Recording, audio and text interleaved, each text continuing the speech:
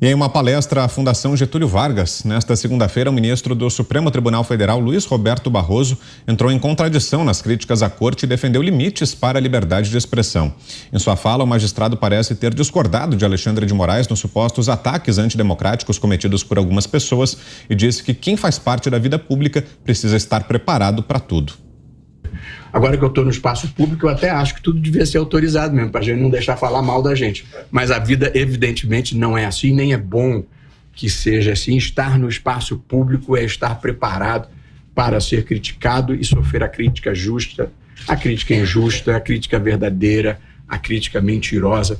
Faz parte da vida. E uma coisa que eu aprendi, depois de quase uma década no Sereno, é que a única coisa que ofende verdadeiramente nessa vida é a verdade. Se vocês virem alguém muito indignado, além da conta com alguma coisa, prestem bem atenção no que foi dito. A liberdade de expressão também é diferente, a liberdade de expressão também existe para assegurar o direito de crítica, e às vezes a crítica mais contundente possível. Para Barroso, é preciso unificar a liberdade com outros valores e restringi-la. Há um limite em que, a partir do qual a liberdade de expressão se transforma em um risco para a integridade das pessoas, quando não para a integridade das instituições. É nessa hora que ela precisa ser ponderada com outros valores. Por fim, o ministro voltou a defender a regulação da internet e das mídias sociais. A internet precisa ser regulada em múltiplos planos e múltiplos domínios. Foi preciso regular também as mídias sociais para que as informações que detêm sobre cada um de nós não fossem malversadas. E o mundo inteiro, e o Brasil inclusive, editou leis de proteção à privacidade de dados, e acho que ninguém discute que essa era uma regulação necessária.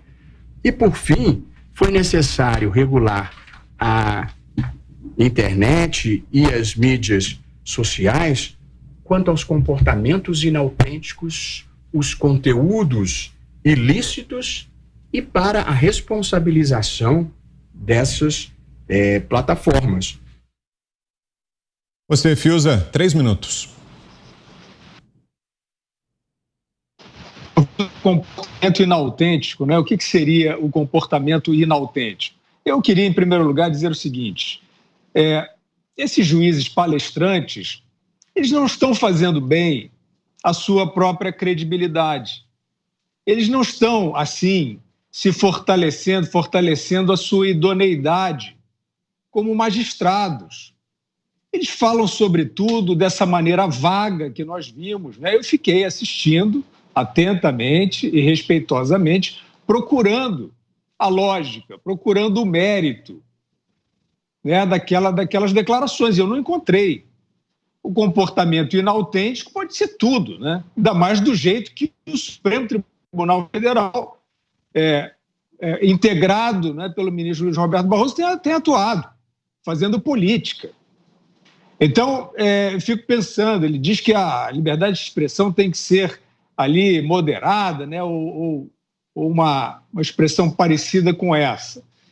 O que nós vemos, e nós vimos de concreto, Vitor, porque a retórica aceita tudo, né? Só que as palavras o vento leva. O que a gente viu na prática foi o ministro Luiz Roberto Barroso, no comando do Tribunal Superior Eleitoral, montar uma estrutura, montar parcerias de perseguição, convidando, por exemplo, uma instituição obscura, não é nem instituição, não é nem grupo, um instrumento obscuro como esse auto-intitulado Sleeping Giants.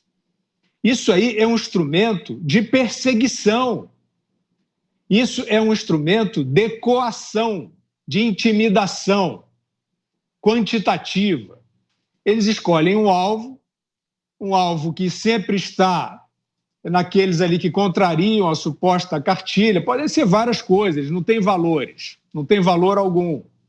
Por exemplo, na época da pandemia, né, no auge da pandemia, em que o ministro Luiz Roberto Barroso foi um ativista de um controle anticientífico, em relação ao lockdown, em relação à vacina, esse sleeping giant, por exemplo, tinha como princípio, tinha como suposto valor, diretriz, perseguir quem quisesse discutir.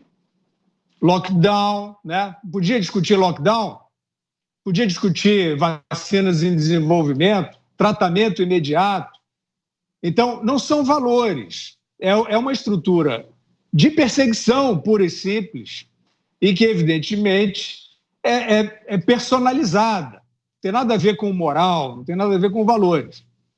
Aí, um ministro que estabelece esse tipo de parceria, sobre a qual eu gostaria, esta sim, eu gostaria de vê-lo discorrendo. Quais são, senhor ministro Luiz Roberto Barroso, com todo respeito, quais são os fundamentos para uma parceria desse tipo?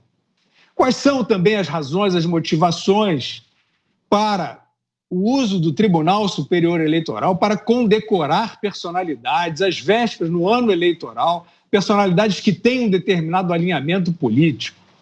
Isso é uma ação de um árbitro equilibrado? Isso